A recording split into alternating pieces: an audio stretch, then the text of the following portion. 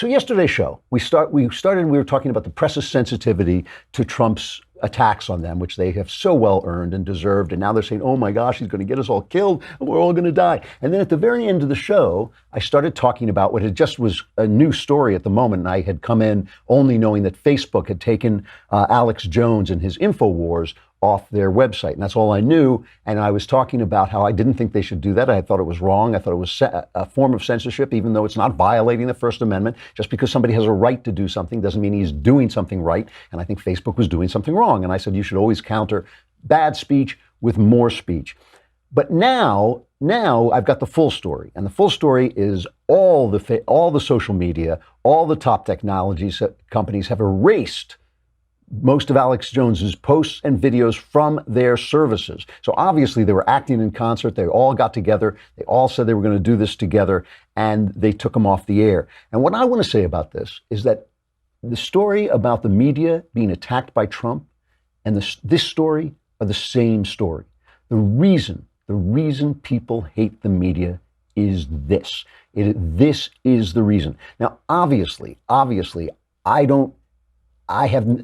shouldn't have to say this. I've made fun of Alex Jones a million times. None of us on the right likes defending Alex Jones. Alex Jones really is a strange, bizarre dumpster fire of a human being. I mean, his show is disgusting. If you took the person on CNN I like least, and I dislike them all, but I mean, if you took Don Lemon, somebody I really don't have a lot of respect for, Don Lemon and I probably have more in common ethically than Alex Jones and or Alex Jones and Don Lemon. I mean, that's how far out Don Lemon. I mean, sometimes he was just funny. He had this one video where he decided that Michelle Obama was a man, and it's always impossible to tell how much he's just trolling the audience. But he had this. Here's this video where he proves Michelle is actually a man. Appeared to have a very large penis in her pants. Her shoulders are wide. Her face is very, very masculine. She looks like a tranny. And so you ask yourself, are the children a beard for Obama? And, of course, Michelle Obama or Michael Obama? So that would be Michelle Obama or Michael Obama. I mean, if it weren't vile, it would be hilarious. But it is vile. I mean, Michelle Obama is a real human being. And, when you say stuff like that, it's one thing for a comedian in an act, in a nasty act to say it, but to say it as if it were some kind of news story is disgusting. And of course, when he takes that hilariously stupid stuff and then applies it to something serious like the 2012 murder of 20 little children at Sandy Hook, which we all remember. I mean, this was, is there a more tragic story than this? I mean, it's just only the numbers can be more tragic. It's just a terrible, terrible story. And he said the whole thing didn't happen. It was a hoax. They're suing him now. Some of the parents are suing him. I don't know if they're going to get away with that, but that they were actors. The kids weren't really killed and all this. Megyn Kelly had him on and just humiliated him as he deserved. You said the whole thing is a giant hoax. How do you deal with a total hoax? It took me about a year with Sandy Hook to come to grips with the fact that the whole thing was fake. I did deep research and my gosh, it just pretty much didn't happen. At that point, and I do think there's some cover-up and some manipulation, that is pretty much what I believe. But then I was also going into devil's advocate, but then we know there's mass shootings and these things happen. Some of it looks like it's real, but then what do you do when they've got the kids going in circles in and out of the building with their hands up? I've watched the footage, and it looks like a drill. So why are people, I mean, it's vile. There's no excuse for it. So why are people of conscience, including me, I think Shapiro, and if I may include Knowles as a person of conscience, I think I can. I think we can get him, just squeeze him in over that border. Why are we saying that he shouldn't have been taken off social media when it's uncomfortable for us? Nobody wants to be associated with him. We all know the left has no principles, so we know they're not going to understand that we're talking about principle. Principle is what we're talking about. But it has to be said that this is why people hate the press so much, because they took him off for hate speech. And hate is always and forever defined in one direction toward the right, which makes us suspect and makes us know. I don't suspect it. I'm sure that this is just the first inroad that is going to come closer and closer to people of conscience like myself, like Ben, that eventually they're going to be editing us all. They already give me hell on YouTube. They already make it hard for us to monetize our videos on YouTube. They make it hard for Steve Crowder. They make it hard for anybody on the right that they can get. They take off our videos for the slightest infraction of anything. This is just a way of taking a guy who we all dislike and saying, oh yeah, it's just him, but it's not. And we know this. We know the way they define hate because Farrakhan is still on social media, and he is no less hateful than Alex Jones. That woman, Sarah Jung, is just as hateful, just spewing hate, so she gets a job at the New York Times. And the New York Times, well, she was kind of imitating what the right is doing. No, she wasn't. She's full of hatred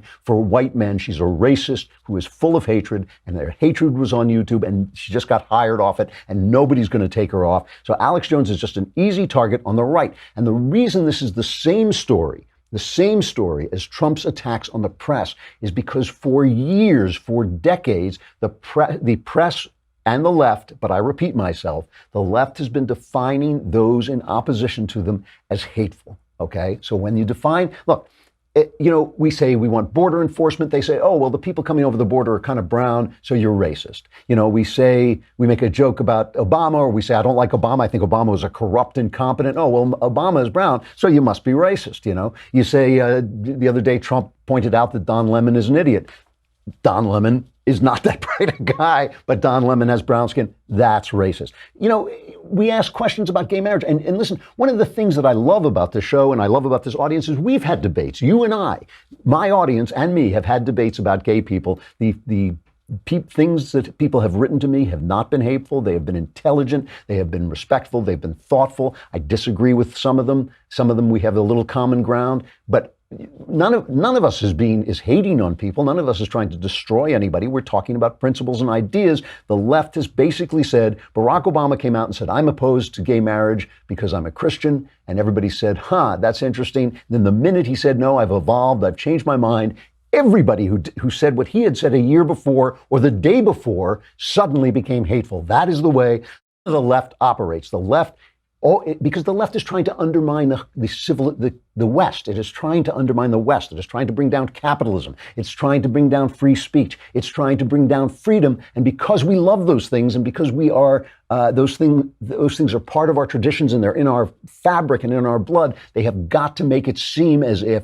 the products of those things, the products of free speech, are somehow unacceptable. That has been what the left has been trying to do since the 60s, really, is to declare that everything that they don't like is somehow outside the Overton windows, outside what should be protected by freedom of speech and by all the other guarantees of the Constitution. So we have these debates, and they're perfectly good, but if we say, hey, you know what, that baby in there, that baby in your womb, when you take a picture of it, that looks awful like a baby to me. It's DNA. Now that we have DNA, we can see that it's a unique creation. Has nothing to do with some invisible spirit entering its body. I'm looking at that DNA. I say that's a unique creation. In that DNA is written an entire life that will unfold if you leave it alone. And you say, oh, we're living in The Handmaid's Tale. That's your response. That's Brian Stelter's response on CNN. That's the Handmaid's Tale's producer's response. And I've told you, I know those folks. They're incredibly smart and talented. But when you live among people who all agree with you, you become radicalized and you become small-minded and you get cut off from the other side of the argument. It is not hateful. It is not anti-woman to say, hey, you know what? That kid, unborn kid, is the smallest person in the room and deserves respect. So when does it stop? I mean, Facebook censored a California conservative candidate, Elizabeth Heng, because she is from Cambodia, right? Yeah, she's from Cambodia. And she talked about how her parents met under Pol Pot, one of the greatest communist dictators ever, a man who was created and who was allowed to take over Cambodia by the left, and then they blamed Nixon for it for some weird reason. Unbelievably, it was the left, the Democrats, who pulled us out of there, and Pol Pot came in and slaughtered 2 million people, which was a huge proportion of the population. And she begins her video, her campaign video, talking about how her parents met under this dictatorship. It's immensely touching, but she shows pictures of it that are shocking. Let's see it. In Cambodia, under Pol Pot's Khmer Rouge, being young and single often meant a gruesome life and likely death. They approached my father, and in order to save his life, he said he was about to be married. They asked him to whom? He pointed to the prettiest girl that he saw, having never spoken to her before. The soldiers approached her, and she said yes. They got married the very next day. 41 years later, they're still the happiest couple I know. Great things can come from great adversity. You know, so they ban this because it's shocking. You know they're not doing that if she's a Democrat. They are just not doing it. It's hard to prove, but it's not hard to prove the double standard. They just, where I live, West Hollywood, they just decreed that they're going to take Donald Trump's star off the Walk of Fame because of the way he treats women. This is Hollywood, folks, and they're, you know, I mean, is there a star on the Walk of Fame of a guy who hasn't mistreated women? No, and Bill Cosby is there, and Kevin Spacey is there, who was at least an equal opportunity mistreater. You know, they're not taking those people up. It's all politics. It's all double. I'll tell you a story that's a real double standard. This one really gets me. The other day, Trump was teasing Dianne Feinstein because there's a story that her driver, some guy who was working for her, was a Chinese spy. Okay. And he said something like, I like Dianne Feinstein. Here it is. I have to tell you, but I don't like the fact that she had a Chinese spy driving her and she didn't know it. Okay. So Feinstein sends out 2 tweets basically explaining herself. And this is what she says. The FBI told me 5 years ago it had concerns that China was seeking to recruit an administrative member of my California staff despite no access to sensitive information. I took those concerns seriously, learned the facts, and made sure the employee left my office immediately. You want to talk about a double standard? They found a spy, a Chinese spy in her office. They told her about it. They dropped her, side of the mouth. They pulled her aside. Let's have what the British call a word in your ear, Dianne. Guess what? You've got a spy in your staff. She fires him. Years later, they think that they have some concerns about some of the people working for Donald Trump and whether they're in touch with Russia. So do they pull Donald Trump aside and put a word in his ear? Do they whisper in his ear, you know what? You know how to get rid of some of these guys? No, they start an investigation of him that is going on this day. You want to talk about a double standard? You know, that is the double standard. And we're talking about Don Lemon. You know, Don Lemon is so offended because Trump said that we played that interview he had with LeBron James. And LeBron James doesn't like Trump, and LeBron James is a famous athlete, so he gets to talk about the fact that he doesn't like Trump. Doesn't mean he knows anything about Trump, doesn't mean he knows anything about politics. He's a great athlete and a celebrity, so he gets a platform. That's the way that works.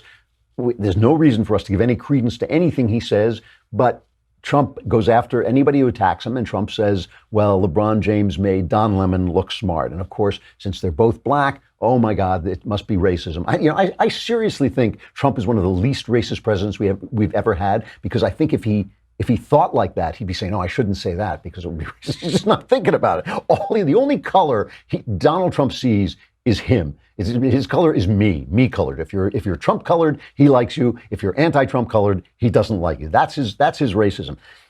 Here is Don Lemon explodes. Here is Don Lemon describing Trump supporters. Okay, so this is what we are dealing with and have been dealing with for decades, from the press, from Hollywood, from the Academy, all of them. This is Don Lemon's description, not of Donald Trump, but of people who support Donald Trump.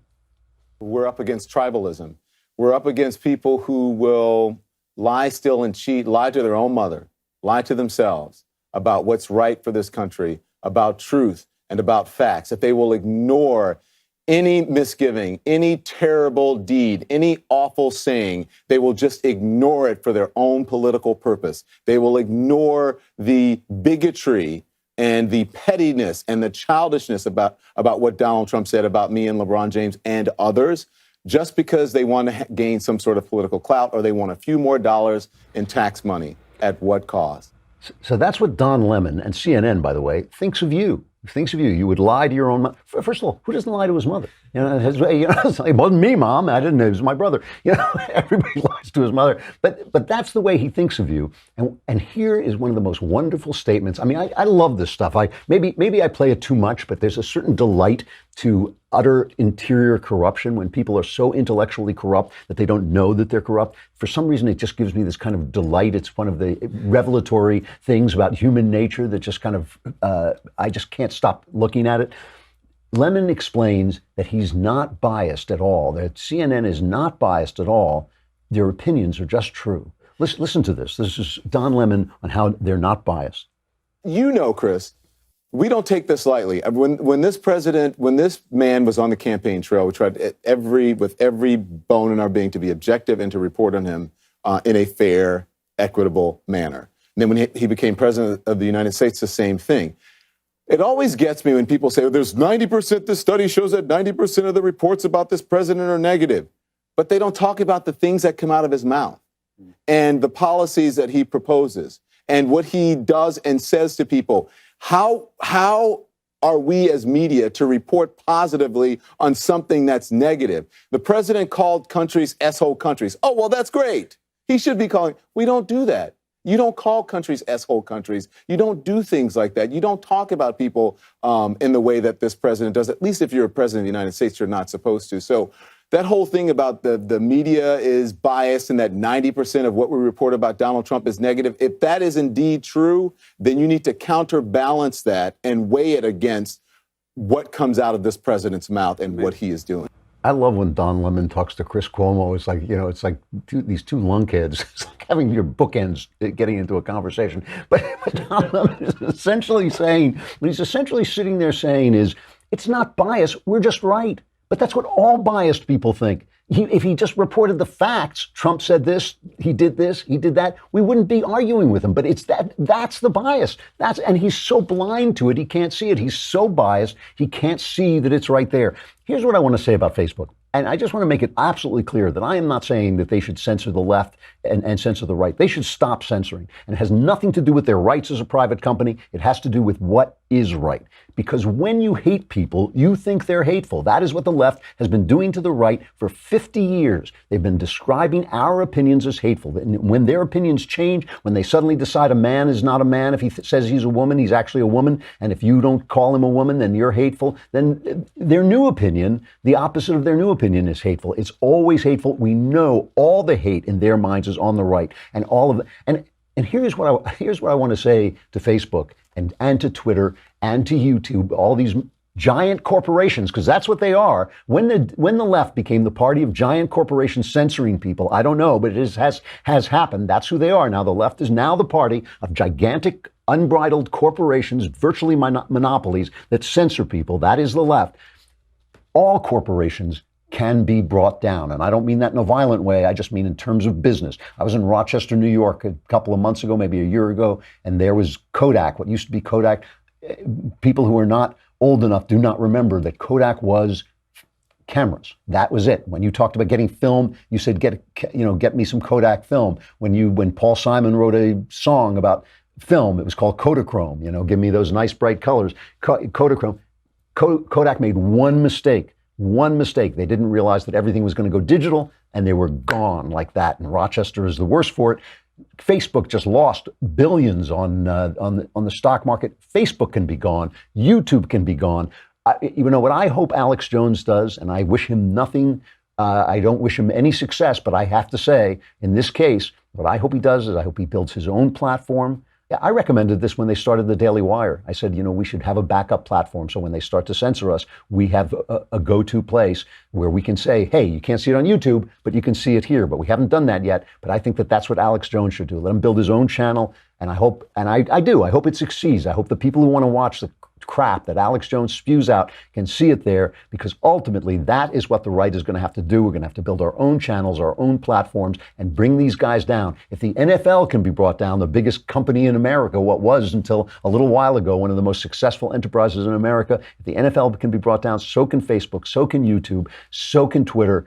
If they're going to censor American speech, if they're going to lose the plot of American life and start to censor speech they don't like, they have a right to do it, but it's not right. to do it. All right. Maybe that's hate speech, though. Maybe they may censor me for hate speech.